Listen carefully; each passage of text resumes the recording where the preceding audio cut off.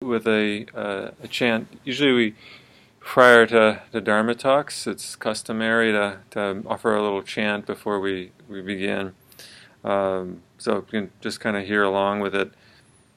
And this chant is really to help us open our minds to whatever the Buddha is speaking to us, and that goes for me too.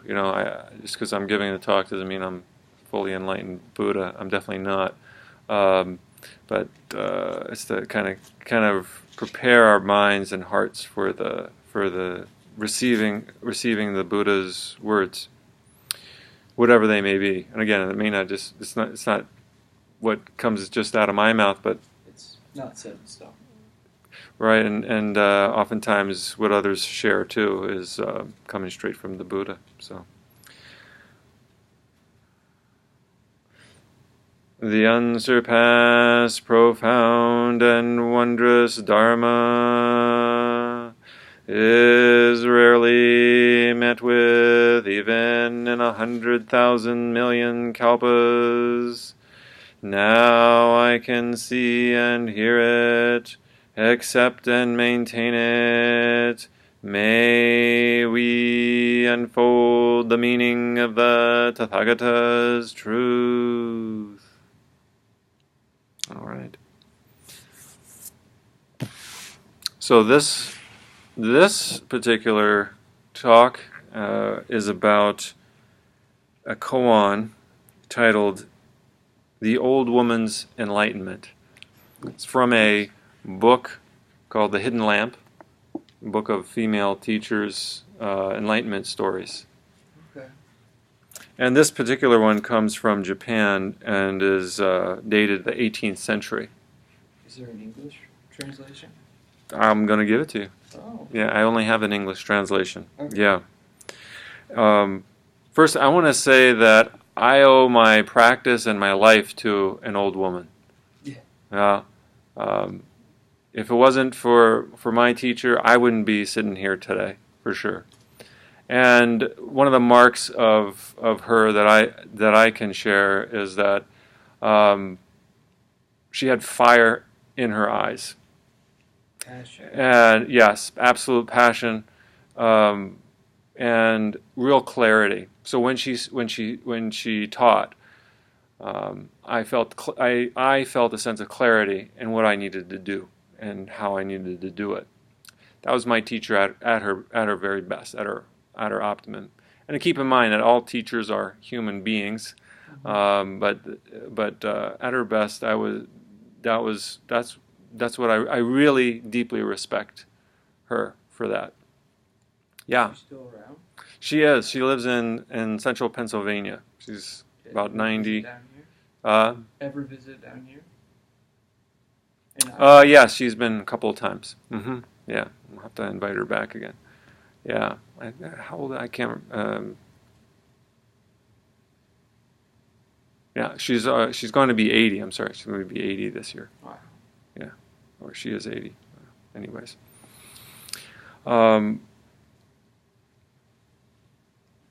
So we all want to feel a sense of belonging.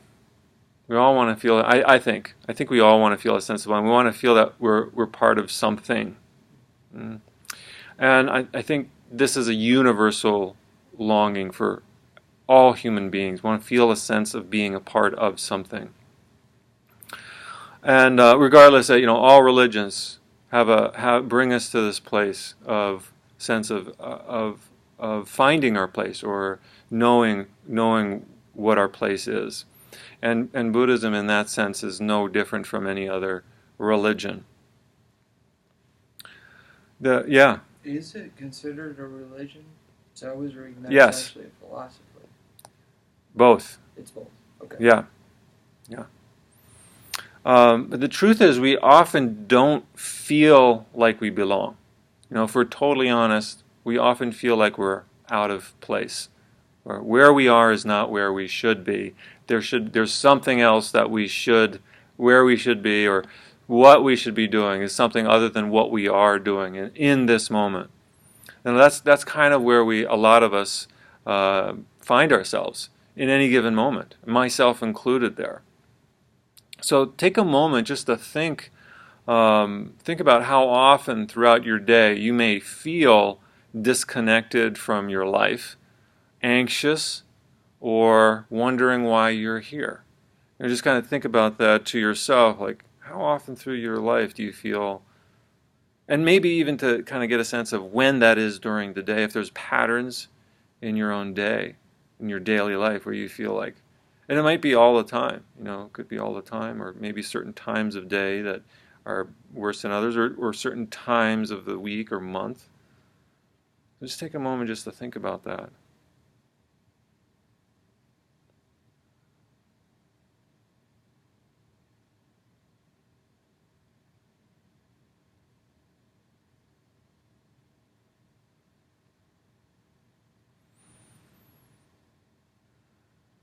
So whatever it is, you don't have to go into details about it, but the heart of the message of the Buddha is that you belong. That's it. You belong, not based on your merit, not based on what you can do or accomplish. You belong. It's based on the fact that you're here and alive, based on your very existence. The fact that you're here, yeah. What about purpose? Is that a delusion? No, absolutely not. Yeah, we all have, every one of us is brought here for a reason, and it's our jobs individually to figure that out. Why are we here? That's our Genjo Koan. That's in Zen, we call that the Genjo Koan. Why am I here? What am I doing here? What's my purpose? And it can be the purpose of a lifetime, but it also is referring to the purpose of this moment right now. What should I be doing right here, right now, in the Dharma that doesn't put myself ahead of everybody else, nor does it put myself at the end of the line? But what's my purpose? Right here, right now. Oh, thanks, that's a good question. But here's a story, one of the stories that my teacher was fond of telling, and one of the first stories I heard her tell, and it just blew my brains out. It was a story of a young man who was going to a Zen monastery in Japan to train. And he lived there for a few months, and he really liked it. And so he went to the head monk one day, and he asked the monk, "How do you I like this." He said, "I like this practice. How do you become a member?" And the head monk kind of scratched his head on the other side, indicating confusion, like, "A member? Become a member?" And then he turned at the young man and he said, "How does a cloud become a member of the sky?"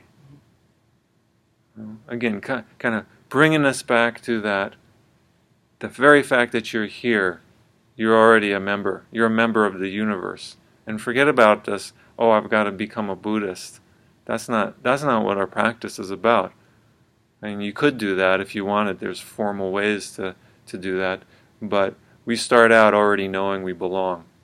You don't have to join a club. It's not a club to join.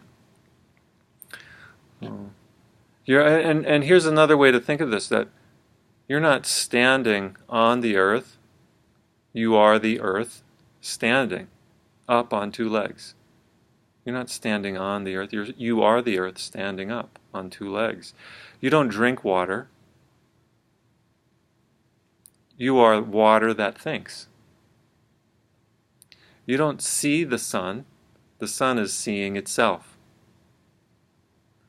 You are the universe waking up to itself through human awareness. That's awakening. Is when we wake up, we see that we are the universe waking up to itself through conscious awareness. And sometimes we freak out about that awareness. Sometimes we feel like very uncomfortable and we want to push it down. Doesn't feel quite right. Yeah. So are we God? Or are No. we not God? Is there God? That's another question. I know there's a lot of Western. So just so bring it back a second. Just bring it back a second. Just take in that.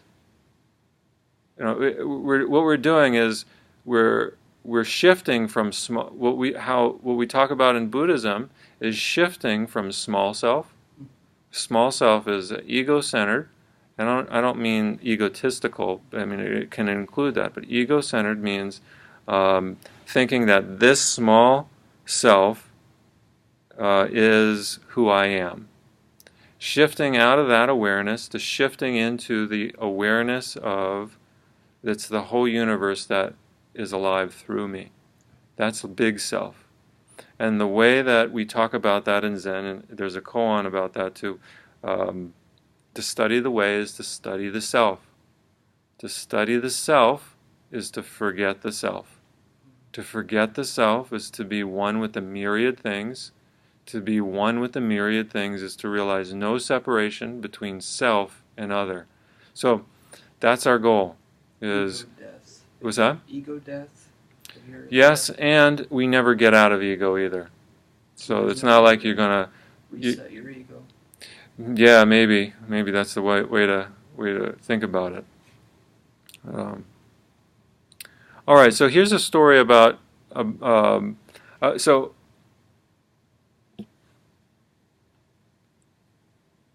here's a story about an old lady who overcame her own sense of kind of unworthiness. Again, this takes place in Japan in the 18th century. An old woman went to hear Master Hakuin give a lecture. He said, "Your mind is the Pure Land, and your body is Amida Buddha." So this is the Pure Land right here, right? This temple is the Pure Land. And on the altar there in the center is Amida Buddha, the Buddha of the Pure Land. Every land has its Buddha, and the Pure Land, the name of the Buddha of the Pure Land is Amida. Amida means infinite light. Let's take that in, infinite light. When Amida Buddha appears, mountains, rivers, forests, and fields all radiate a great light. If you want to understand, look into your own heart. The old woman pondered Hakuin's words day and night. Think about that. She didn't just hear it and be like, oh, okay. She pondered his words day and night. She took them and she thought about them day and night, waking and sleeping. One day, as she was washing a pot after breakfast, a great light flashed through her mind. She dropped the pot and ran to tell Hakuin. Amida Buddha filled my whole body. Mountains, rivers, forests, and fields are all shining with light. How wonderful! She danced for joy. What are you talking about? Hakuin asked. What are you talking about? Does the light shine up your asshole? Small as she was, she gave him a big push, saying, I can see you're not enlightened yet. They both burst out laughing. All right, so let's unpack that story a little bit. You know? So first thing I want to do is point out that there's a big power differential here in this story. You have an old woman and probably a middle-aged man. You have in Japanese culture, the elderly are generally revered, you know, compared to somebody who's younger. But still, the fact that he's younger, he's still kind of on a physical level, he's probably stronger than this old woman. What about equality between man and woman? I'm not going to go to the equality because we're going to talk about the power difference there. Okay. The second, you have a man and a woman. So right there's a difference in relationship. Not the same. We like to think about equality and men and women being equal, but this is a patriarchal culture. Japan is a patriarchal culture, and I would suggest that the United States also is very much a patriarchal culture. Just think that we have not been able to elect a female president at this time. So whether our ideas we might agree and believe in equality, the reality of life here suggests something different. And Japan certainly there's a power differential there. The man is holding the power there. And the third thing is that there's a teacher-student relationship going on there too. So another thing, all of these three things create a kind of a gap between this old woman and this Zen master. And the one who's holding the power is this Zen master, at least in this story, at least at the beginning.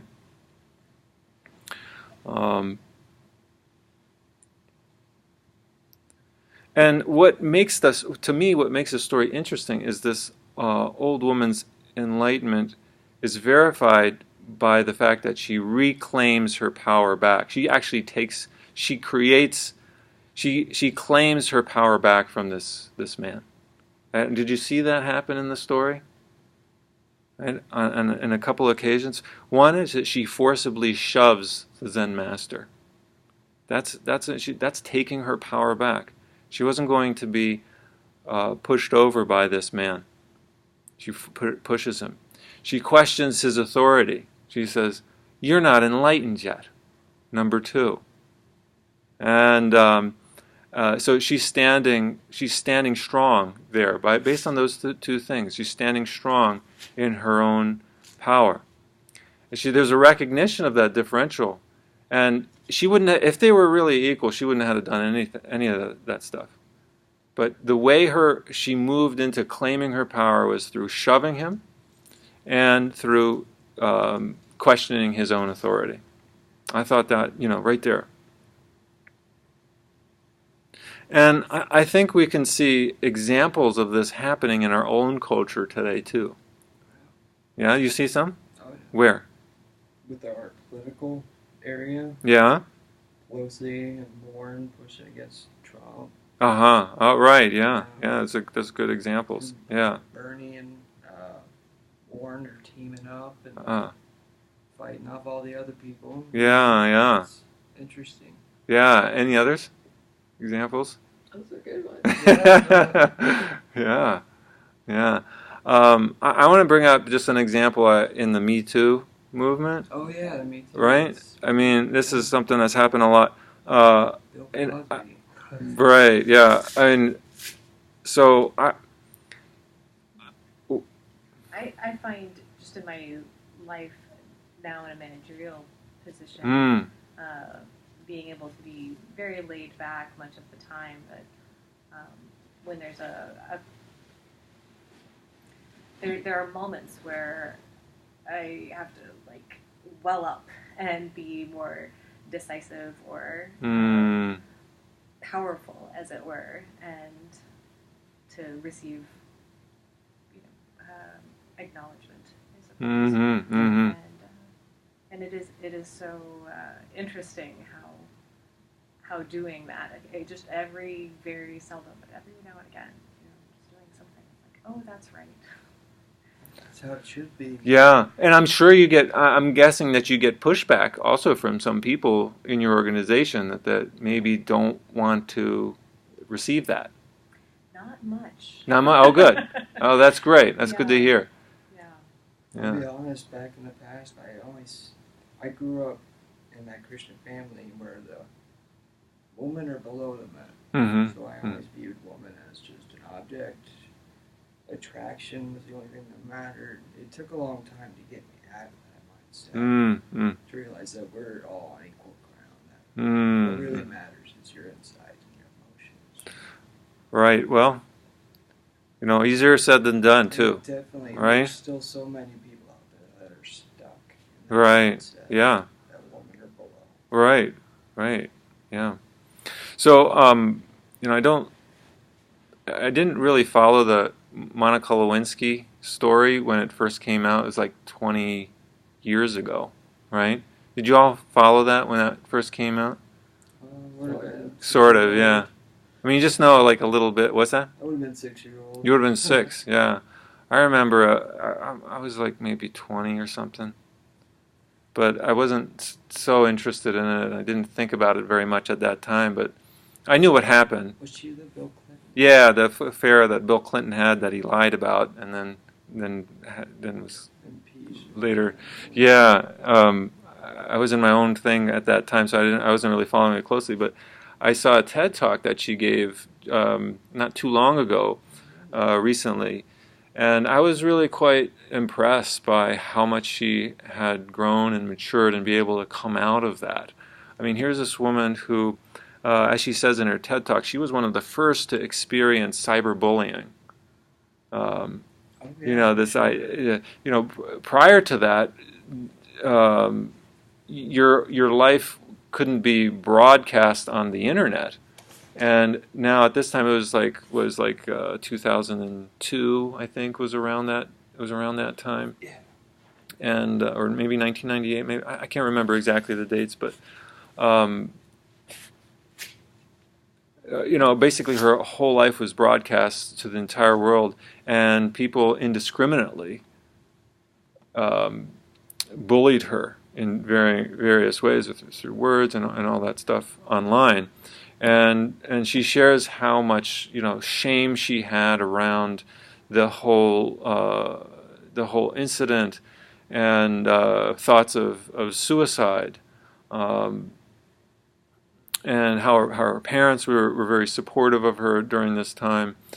And maybe, sure, yeah, thanks. So I think one of her main points was to recognize cyberbullying, and that we have to really do something about that. And she didn't mention a thing about Bill Clinton, which I was like surprising. I was like waiting for her to say something there, and so later I saw another little snippet in the news that she had actually been coming out and saying so. Have you all been following this at all? No. Not recently. Yeah, so she's been interviewed on a couple of different news stations, and And one of the stories on the news began to look at the question about the power differential between Clinton and Lewinsky at that time. And if you think about it, like there was this right? Yeah, here's a man, first a man and a woman, right? There's one, but then the man is holding the highest office in the country, and this was a volunteer. Lewinsky was a volunteer. You can't get much bigger of a gap. No. And she's only 22. She's not even, they say your brain doesn't even fully develop now until you're 25. So,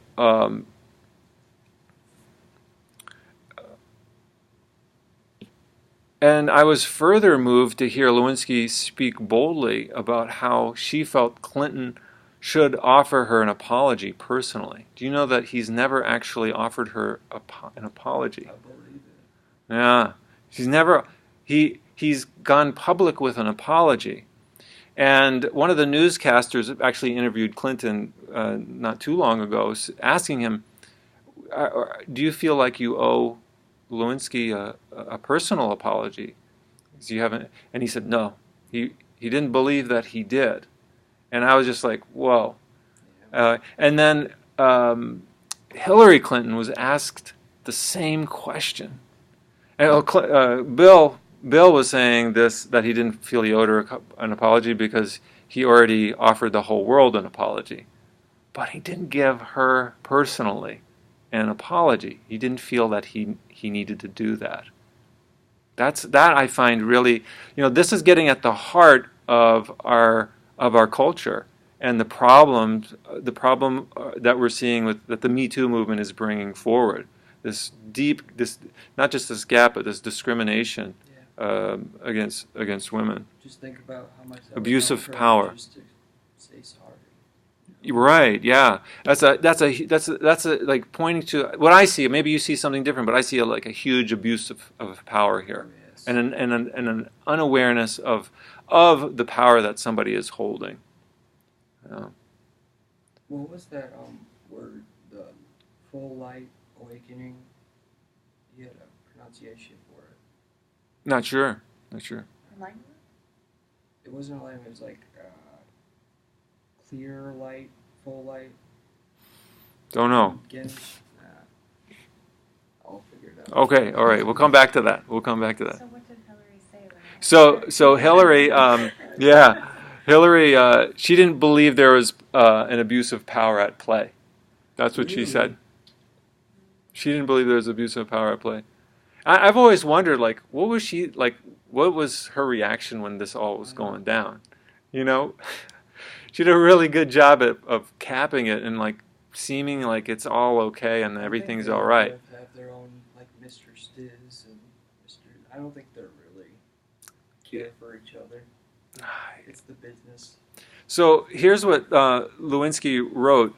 She says, and this is a quote from her. She says, "What feels more important to me than whether I am owed or deserving of a personal apology is my belief that Bill Clinton should want to apologize."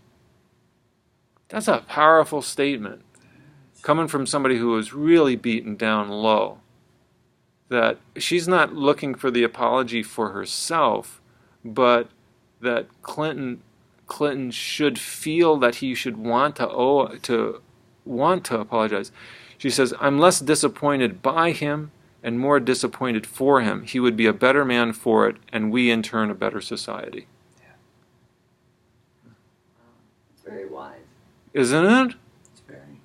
You know, think about that. A person who held the highest office, and if he was able to offer an apology, that would shift things. I mean, we can look at the current president and all of the abuses of power there, but that's not unique to him. I mean, this is something that's endemic in our society, and so pointing the finger at one person and just we get one person to change, that's not deep enough, you know. But right, our whole society is kind of has been up to this point fairly accepting of these abuses of power, and just only more recently we've been recognizing it's becoming coming to light of these power abuses that have been going on for centuries. So I just want to point out this is an example of enlightened activity. You know, Lewinsky's what she's doing. She's not a Buddhist. She's not to my knowledge. But it's enlightened activity. She's speaking truth to power, just like the old woman in that story. She's speaking truth to power, and she's gone through tremendous obstacles to get where she is. So, self-doubt, shame, suicidal ideation, being bullied, certainly in a place of not feeling like she belonged anywhere. You know, talk about that idea of not belonging, not feeling like you belong. You know, she reclaimed her power in speaking and now coming forward and speaking. It took her over 20 years to get from where she was to where she is now. So I just want to say in conclusion, when you feel like you don't belong, don't ever forget that there are larger factors at play. You know, when you feel like you don't belong personally, there are larger factors at play is one thing. And sometimes people want to keep us low so that they can hold on to their own power. Sometimes people want to keep us low. But even, you know, the Zen master in this story too, he was also able, here's the other side, he was able to release, he was able to let go of his own power. He was not, when he was pushed over by the old woman and his authority questioned, he laughed. And laughter is the sign of not just not taking ourselves too seriously, but being willing to share our power with others. You know, being able to share our power with others, that's a sign too. So this story, I just want to say, this is a story I think for our time. It's giving us a vision of the direction that I think we can go. Yeah, or maybe I just put it out there. Is that the direction we want to go in? Which way? You mean, like towards progressivism? Or? Well, just the story. This particular story. What light do you feel like it might shine, or does it shine any light on our present situation? Oh, I mean, Yeah, I would love for society to change and go in that direction. But I don't know, pessimistic about I'm thinking about how she pondered and how that is something I need to take more responsibility for, to really know how to speak the truth to power like that. Yeah, something that she really pondered day and night. Yeah. It didn't just happen. Didn't just happen. Yeah. Right. It didn't just happen. And it happens while she's doing a mundane task. She's washing the dishes, basically. She's cleaning a pot. Yeah. So it's happening it's very down to earth, grounded, kind of, experience that's very grounded, down to earth. I like that one.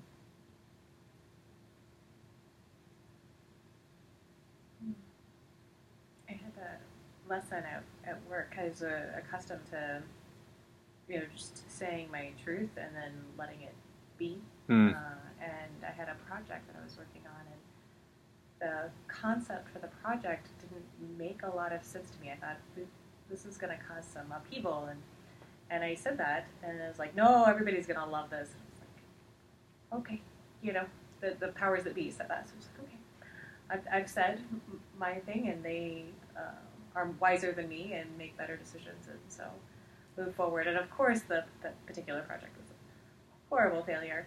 Are they though? And we've been reeling from it for 5 years now. Oh, wow.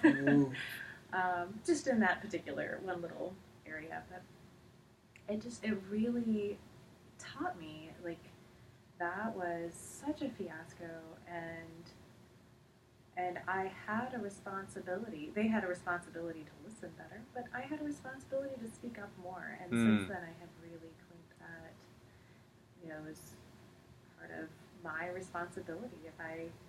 To push and to make sure that I'm heard and understood.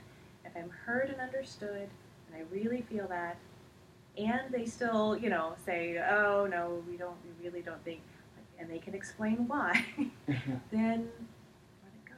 You still speak up for yourself now? Absolutely. Proud of you. So. Absolutely. Yeah, that was just. That's a really good example, I think. Yeah, that's an awesome example. Because it's so scary to speak up when you're used to being in a one-down position. Mm-hmm. And to claim that power for yourself, to say, well, I know something. They probably respect you a lot more now. And then turning around and giving it to others. Yeah. And saying, somebody has an objection to this, let's investigate that.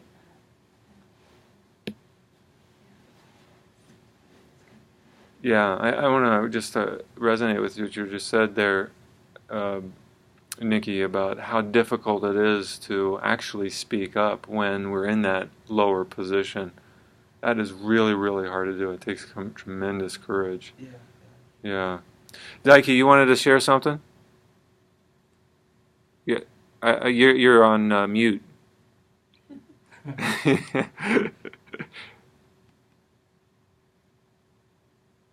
Wait a minute. Oh, wait a minute. Maybe. Okay, there we go. There you go. I was on. Yeah, you had your turn on. Okay, it's me. All right, go ahead, share. I'm turning you around so others can see you. Okay.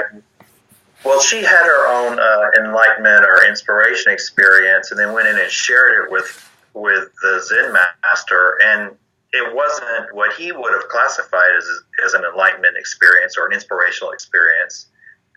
And she stood up for herself and said, "No, I'm claiming my enlightenment experience and my inspirational experience, whether you like it or not, or whether you accept it or not." And so I think that's very important. And it helps when you're an older person to be able to stand up to authority and say, "No, this is what I have, and I'm going to use it, whether you think it's good or not." Anyway.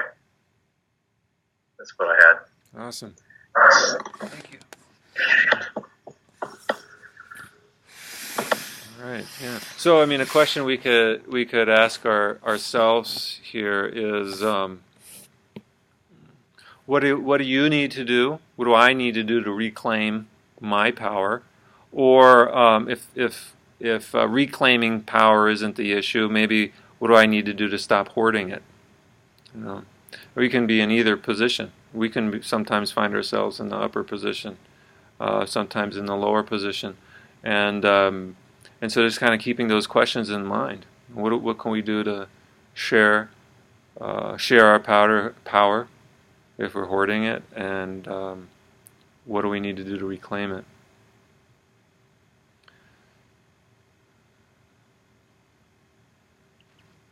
All right. Well, would you all like to continue to sit for a little bit? I'd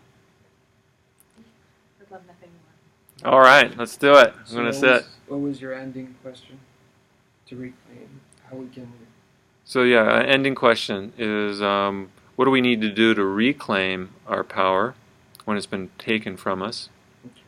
You know, we can learn anybody, whether you're male or female. You know, sometimes we are in a power down position and we get power taken away, or if we're in the power up position, what do we need to do to quit hoarding power?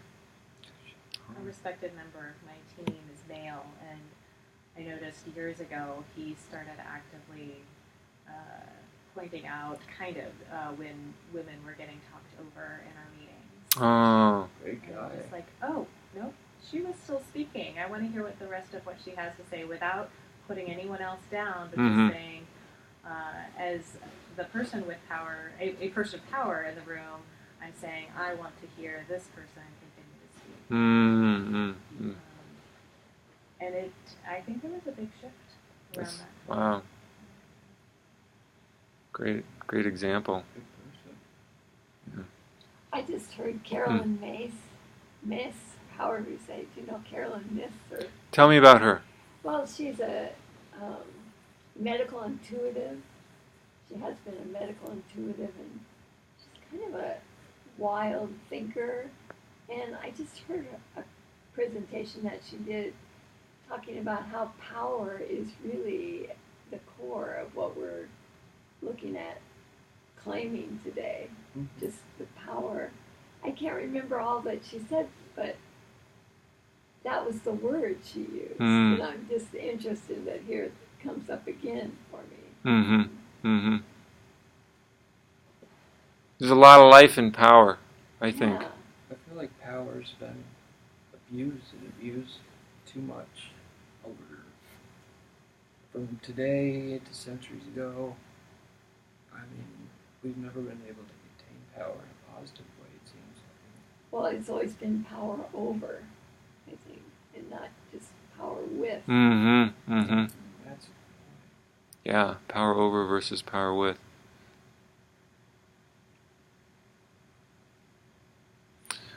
All right, let's sit. If that's what you like to do, let's sit.